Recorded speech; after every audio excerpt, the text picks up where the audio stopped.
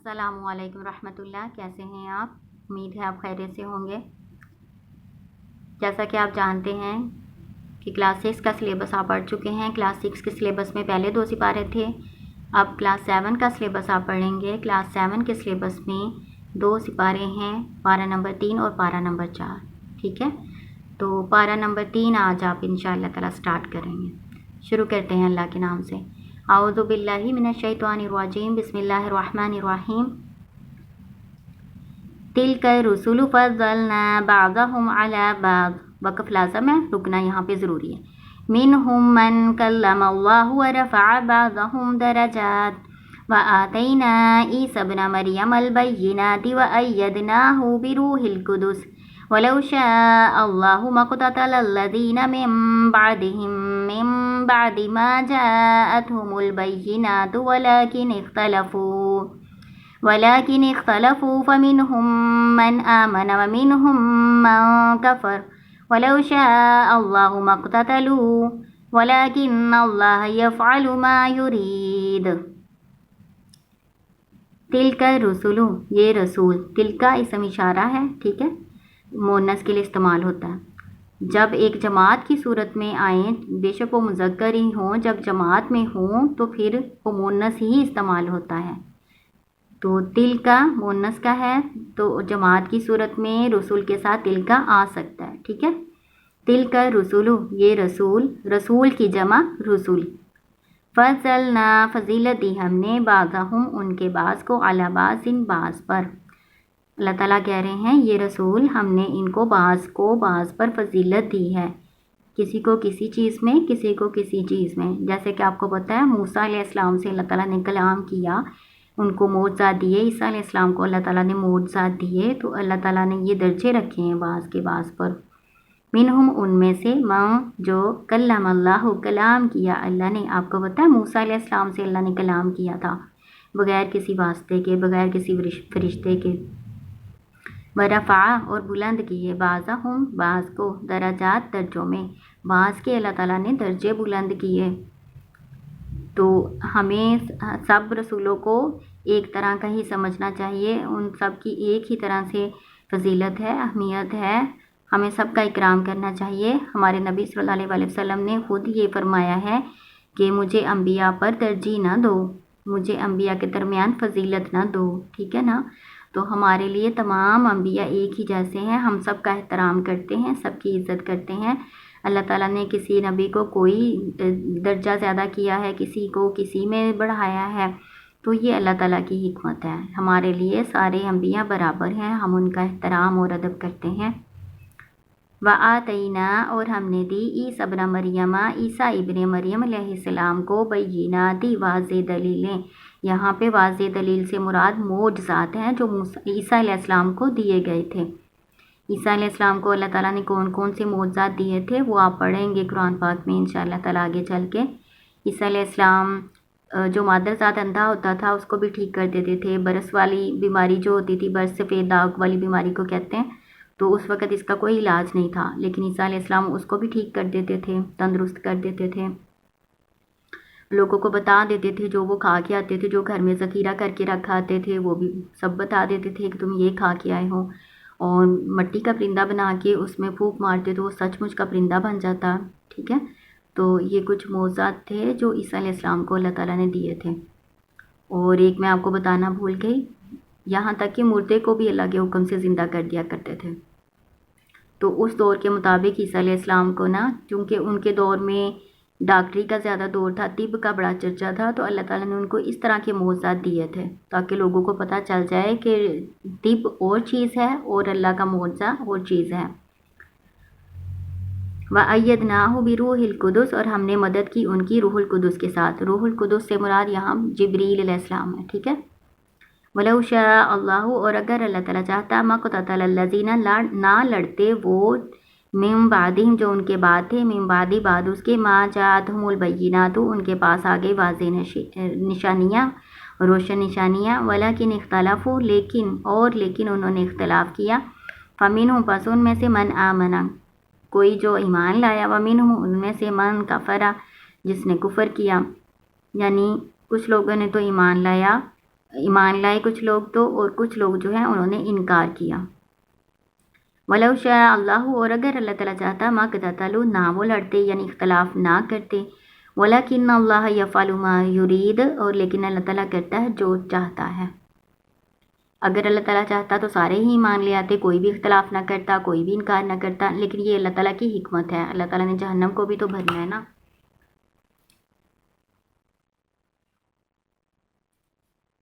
یا ایہا الذین آمنوا انفقوا مما رزقناکم من قبل ان یأتی یوم لا بیع فیہ ولا خلة ولا شفاعة والکافرون هم الظالمون۔ یا ایھا الذین آمنوا، اے ایمان والو، انفقوا، خرچ کرو، مما، اس میں سے جو، رزقناکم، رزق دیا ہم نے تم کو، من قبل، اس سے پہلے، من کا مطلب سے، قبل کا مطلب پہلے، ان کے، یاتیا، آ جائے، یومن، دن، لا بیع، نہیں کوئی تجارت، فیہ، اس میں، ولا خلۃ، اور نہ کوئی دوستی، ولا شفاعہ، اور نہ سفارش، والکافرون هم الظالمون، اور کافر وہی ظالم ہیں۔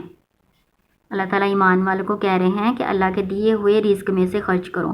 ہم سمجھتے ہیں ہمارے پاس جو نعمت ہے، جو رزق ہے، جو رزق اللہ کی ہر نعمت کو کہتے ہیں، ٹھیک ہے نا، ہم سمجھتے ہیں کہ ہم اس کے مالک ہیں۔ اللہ تعالیٰ کہہ رہے ہیں رزق جو تمہارے پاس ہے وہ ہمارا دیا ہوا ہے، اس میں سے خرچ کرو، اس دن سے پہلے کہ جس دن میں کوئی تجارت، کوئی سوداگری، کوئی دوستی کسی کی، کوئی کسی کی سفارش کچھ کام نہ آئے گی۔ اور جو کافر ہیں وہی ظالم ہیں، یعنی کافر جو ہیں وہ اپنی جانوں پر ظلم کرنے والے ہیں، وہ ہمیشہ ہمیشہ جہنم میں رہیں گے۔ تو اس سے یہ نہیں یاد رکھنا، آپ نے یہ نہیں سوچنا کہ کافر جو ہیں وہی جہنم میں جائیں گے، تو ہمیں تو نہیں اللہ تعالیٰ نے کہا خرچ کرنے کو۔ اگر ہم اللہ کی اس بات کا انکار کریں گے نا، کافر کا مطلب انکار کرنے والا ہوتا ہے نا، تو اللہ کی بات کا انکار نہیں کرنا۔ اللہ تعالیٰ نے خرچ کرنے کو کہا ہے تو اللہ کے دیے ہوئے رزق میں سے خرچ کریں۔ کیسے خرچ کرنا ہے وہ میں آپ کو پہلے بتا چکی ہوں کہ اللہ کی دی ہوئی ہر نعمت اللہ کا رزق ہے، اس کو اللہ کے راستے میں لگائیں، اللہ کی فرما برداری میں اس کو خرچ کریں، ٹھیک ہے نا۔ اللہ لا الہ الا هو الحی القیوم لا تأخذہ سنۃ ولا نوم لہ ما فی السماوات وما فی الارض من ذا الذی یشفع عندہ الا بإذنہ یعلم ما بین ایدیہم وما خلفہم ولا يحيطون بشيء من علمه إلا بما شاء وسع كرسيه السماوات والأرض ولا يؤوده حفظهما وهو العلي العظيم۔ یہ جو میں نے آیت پڑھی ہے نا، اس کو آیت الکرسی کہتے ہیں، اور یہ قرآن پاک کی سب سے عظیم آیت ہے، سب سے بڑی نہیں ہے، سب سے بڑی آیت الدین ہے، اور یہ سب سے عظیم آیت ہے قرآن پاک کی، ٹھیک ہے نا۔ تو یہ پڑھیں تو شیطان پاس نہیں آتا۔ آپ رات کو روزانہ سونے سے پہلے اس کو پڑھ کے سوئیں، اس کو رات کو پڑھ کے سونے سے شیطان سے تحفظ رہتا ہے، اور ہر فرض نماز کے بعد اس کے پڑھنے کی فضیلت ہے۔ کیا فضیلت ہے؟ کہ وہ سیدھا جنت میں جائے گا، صرف اس کے اور جنت کے درمیان جو رکاوٹ ہے نا وہ موت ہے، یعنی جب اس کو موت آئے گی تو وہ سیدھا جنت میں جائے گا، اس کی یہ فضیلت بیان کی جاتی ہے۔ تو چلیں اس کا ترجمہ پڑھتے ہیں۔ اللہ تعالیٰ، لا الہ الا ہو، نہیں کوئی معبود سوائے اس کے، الحی القیوم، وہ زندہ ہے، تھامنے والا ہے۔ جو حی القیوم ہے نا، یہ اللہ تعالیٰ کا صفاتی نام ہے، اور یہ اس کو کہتے ہیں، یہ اس میں اعظم بھی ہے، اس کو پڑھ کے دعائیں قبول ہوتی ہیں۔ لا تاخذہ، نہیں اس کو پکڑتی، یعنی نہیں اس کو آتی، سینۃ اونگ، ولا نوم، اور نہ نیند، لہو اسی کے لیے ہے، ما فی السماواتی جو آسمانوں میں ہے، وما فی الارض اور جو زمین میں ہے، من ذا الذی کون ہے وہ جو یشفع سفارش کرے، عندہ اس کے پاس، الا مگر، باذنہ اس کے حکم کے ساتھ۔ اللہ تعالیٰ زمین و آسمان کا مالک ہے، اس کو کبھی تھکاوٹ نہیں ہوتی، اس کو کبھی نیند نہیں آتی، نہ وہ اس کو اونگ آتی ہے۔ پھر اللہ تعالیٰ نے سفارش کے بارے میں بتایا کہ کوئی بھی اللہ کے حکم کے بغیر سفارش نہیں کر سکتا۔ اب اس بات کو غور کریں کہ سفارش کی اللہ تعالیٰ نے نفی نہیں کی، نیک لوگ، فرشتے اور انبیاء سفارش کریں گے اور ان کی سفارش قبول ہونی ہے، لیکن اللہ کی مرضی سے، جس کے لیے اللہ چاہیں گے، جب چاہیں گے، ٹھیک ہے نا، تو اسی وقت یہ لوگ سفارش کریں گے، اس وقت ان کی سفارش قبول ہوگی۔ نفی اللہ تعالیٰ نے نہیں کی، لیکن اصل بات جو ہے نا اللہ کو راضی کرنے والی ہے. یہ نہیں عقیدہ بنا لینا کہ ہم نیک لوگوں کے پیچھے لگ جائیں، ان کو راضی کرنے لگ جائیں، وہ سفارش کریں گے. نہیں، یہ تو پھر کافر والا عقیدہ ہو جائے گا. عقیدہ یہ رکھنا ہے اللہ کو ہم نے راضی کرنا ہے. اللہ کو راضی کر لیں گے تو اللہ پھر خود ہی اسباب بنا دیں گے، ہے نا. تو اللہ کو راضی کرنا ہے آپ نے. یعلم وہ جانتا ہے ما بین ایدیہم جو ان کے آگے ہے، وما خلفہم جو ان کے پیچھے ہے. ایدیہم، اید اصل میں میں نے آپ کو پہلے بھی بتایا، یدن ہاتھ کو کہتے ہیں، ایدیہم دونوں ہاتھوں کو کہتے ہیں، ہاتھوں کے درمیان. اس کا اصل ترجمہ ہوتا ہے ہاتھوں کے درمیان، لیکن ہاتھوں کے درمیان جو ہوتا ہے وہ آگے ہوتا ہے، اس لیے ہم اس کا ترجمہ کرتے ہوتے ہیں جو ان کے آگے ہے. ٹھیک ہے. وما خلفہم جو پیچھے ہے. ولا یحیطون اور نہیں وہ احاطہ کر سکتے بشیء کسی چیز کا، من علمہ اس کے علم میں سے، الا مگر بما ساتھ اس کے وہ جو شاء وہ چاہے. اللہ تعالیٰ کو ہمارے سارے حالات کے بارے میں خبر ہے، جو شروع میں ہے جو بعد میں ہونا ہے وہ اللہ کو سب معلوم ہے، لیکن ہم اللہ کے علم کا احاطہ نہیں کر سکتے. ٹھیک ہے نا. لیکن وہ جو اللہ تعالیٰ ہمیں بتائے، جو اللہ چاہے. ٹھیک ہے. تو کوئی بھی غیب کا علم نہیں رکھتا، کسی کو بھی نہیں معلوم کہ پیچھے کیا ہوا، آگے کیا ہونا ہے. ٹھیک ہے. لیکن اللہ تعالیٰ جس کو جو چاہے بتائے تو وہ اللہ کے بتانے سے یاد کسی کو معلوم ہو سکتا ہے. ویسے غیب کا علم کوئی نہیں جانتا. یہی عقیدہ ہونا چاہیے ہمارا کہ کوئی بھی غیب کا علم نہیں جانتا. جس کو بھی جو کوئی بات معلوم ہے، کوئی علم معلوم ہے تو وہ اللہ کے بتانے سے ہے. ٹھیک ہے. وسیع وسعت رکھتی ہے، سمائی ہوئی ہے، کرسی یوہو السماوات والارض اس کی کرسی، اس کا تخت آسمان اور زمین کو.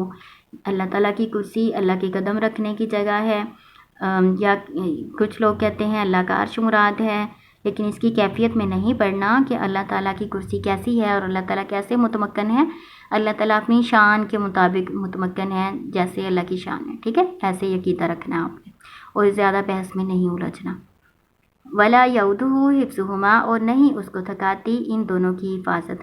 زمین و آسمان اور ان کی مخلوقات کی حفاظت کرنا، ان کی نگہبانی کرنا، نگرانی کرنا اللہ کو ذرا بھی نہیں تھکاتا.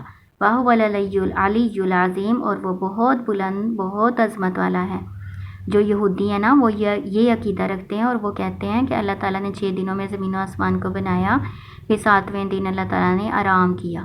تو اللہ تعالیٰ کہہ رہے ہیں اللہ کو کوئی تھکاوٹ نہیں ہوتی، نہ اللہ کو زمین و آسمان کی نگرانی کرنے میں کوئی تھکاوٹ آئی ہے، نہ کبھی نیند آتی ہے، نہ اونگ آتی ہے. ٹھیک ہے نا. تو یہ اس کا ہو گیا آیت الکرسی کا ترجمہ. لا اکراہ فی الدین قد تبین الرشد من الغی فمن یکفر بالطاغوت ویؤمن باللہ فقد استمسک بالعروۃ الوثقی لا انفصام لها واللہ سمیع علیم. لا اکراہ نہیں زبردستی، فی الدین دین میں، دین میں کوئی جبر نہیں، دین میں کوئی زبردستی نہیں، یعنی کسی کو زبردستی دین اسلام قبول کرنے پر مجبور نہیں کیا جا سکتا. ٹھیک ہے. قد تبین رشد تحقیق واضح ہو گئی ہدایت، من الغی سرکشی سے، یعنی کفر اسلام سے واضح ہو چکا ہے. فمن یکفر پس جو کوئی انکار کرے گا، بالطاغوتی طاغوت کا. طاغوت کسے کہتے ہیں؟ شیطان کو بھی کہتے ہیں، شیطانی طاقتوں کو بھی کہتے ہیں، بتوں کو بھی طاغوت کہتے ہیں. اصل میں آسان لفظوں میں آپ کو بتا دوں، ہر وہ چیز جو آپ کو اللہ کے ذکر سے، اللہ کے راستے سے ہٹا رہی ہے، اللہ کے ذکر سے روکنے کا باعث بن رہی ہے، اس کو طاغوت کہتے ہیں. ٹھیک ہے. اور ڈاکٹر اسرار احمد اس کی اس طرح سے تفسیر کرتے ہیں، ہر وہ شخص، ہر وہ چیز جو بندگی کی حدود سے نکل جائے، یعنی اللہ خالق ہے اور باقی سب اس کی مخلوق ہے، جو بھی اس کی مخلوق ہونے کی حد کراس کرے گا وہ طاغوت ہے. جو بھی اللہ کی بندگی سے نکلے گا، بندہ ہونے کی حدود سے نکلے گا، وہ طاغوت ہے. اللہ کی فرما برداری کی حد کو جو کراس کرے گا نا، اس کو طاغوت کہیں گے. ٹھیک ہے.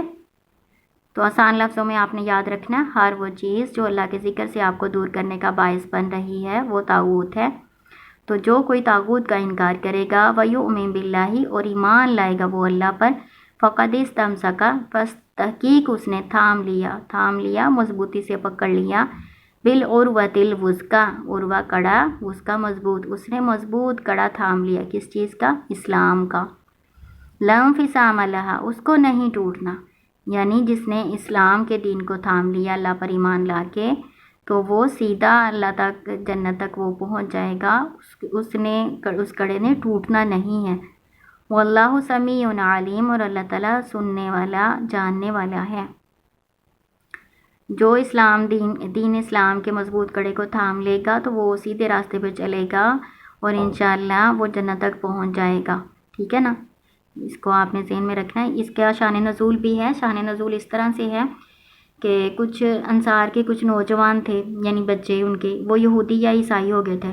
پھر جب انصار مسلمان ہو گئے تو انہوں نے اپنی نوجوان اولاد کو بھی، جو یہودی یا عیسائی بن چکے تھے نا، زبردستی مسلمان بنانا چاہا۔ اس پر یہ آیت جو ہے نازل ہوئی تھی،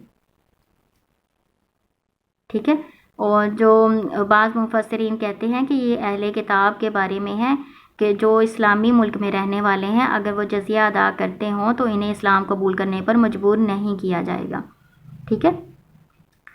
تو شان نزول میں نے آپ کو بتا دیا، انصار کے نوجوان بچوں کے بارے میں تھا جو عیسائی اور یہودی ہو گئے تھے۔ اللہ تعالیٰ نے کہا کہ ان کو زبردستی اسلام قبول کرنے پر مجبور نہ کریں۔ اور دوسرا میں نے آپ کو عام مفہوم بتا دیا کہ کوئی بھی غیر مسلم جو مسلمان ریاستوں میں رہ رہے ہیں اور ٹیکس ادا کر رہے ہیں تو ان کو زبردستی مسلمان ہونے پر مجبور نہیں کیا جا سکتا، ٹھیک ہے۔ اللہ ولی الذین، دوست ہے ان لوگوں کا، آمنو جو ایمان لائے ہیں، یخرجہم وہ نکالتا ہے ان کو،